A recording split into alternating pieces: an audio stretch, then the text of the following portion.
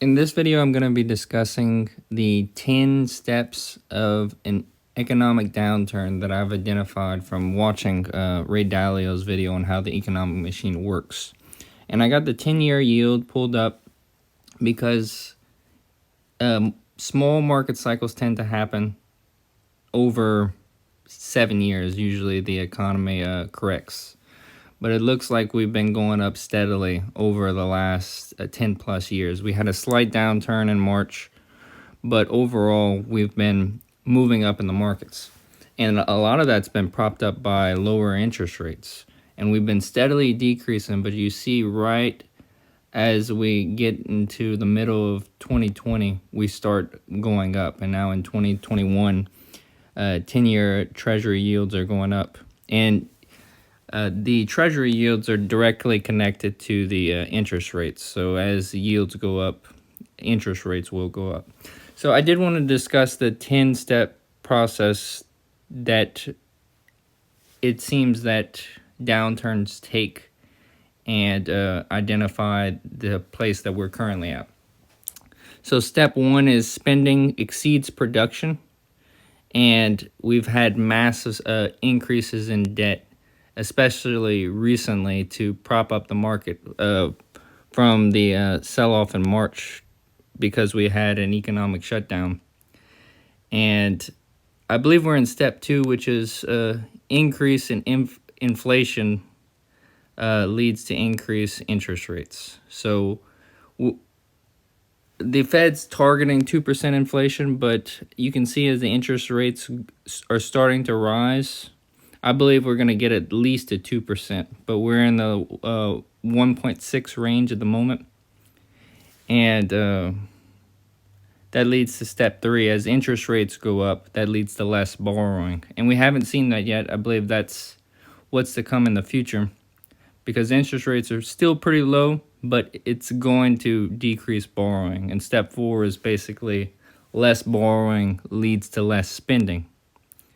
And step five, less spending leads to less income and jobs. So basically bringing down employment. Step six, assets are sold to support debt repayments because as income goes down, debt needs to be supported. And a lot of those assets that are sold are in the stock market. And that can lead to step seven, which is a market sell-off.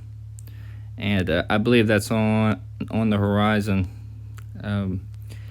The sell-off in March wasn't really to do with rising yields and the transition to the next market cycle. That was just mostly panic over the virus. I believe the real sell-off is to come. That was just a pre-sell-off is what I see it as. Step 8, as the market sell-offs, there could be a run on banks. We've seen that in the past, in recent time, and especially in the 1930s, there was a run on banks. Step 9, businesses default. Step 10, there's a recovery effort. So I identified it into subsections. So debt time frame restructuring. So longer time to pay off debt. And you can see that currently with the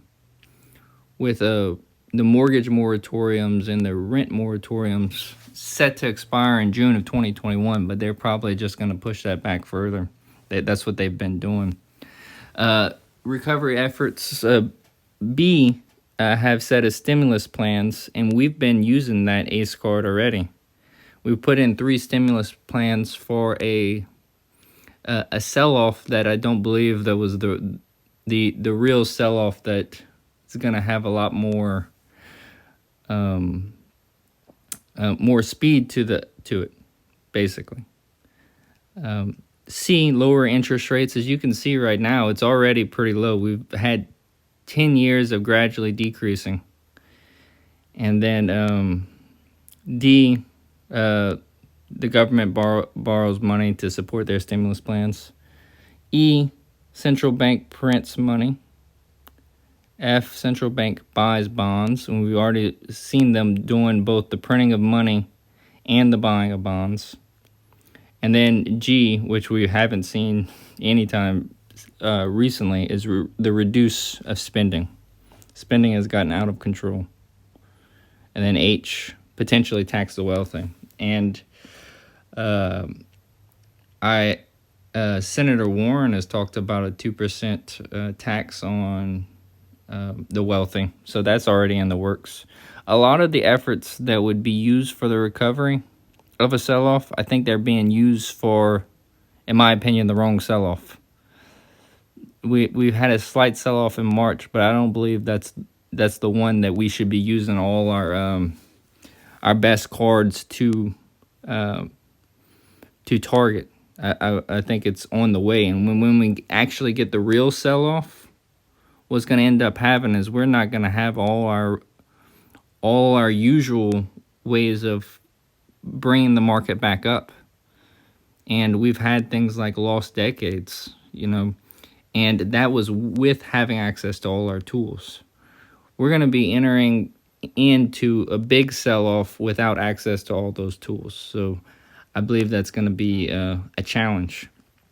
So I want to go over that. It's looking like we're going to have be a little disabled in our ability to push things back off when the sell-off does occur. And I've been looking at the inverted yield curve, and basically around the 2.5 to 3 range percent-wise seems to be where the market tends to really get hit hard. So we're gonna have to see. I think there's some challenging times ahead, and we might not have all the tools that we would like to have to challenge that. All right, thank you.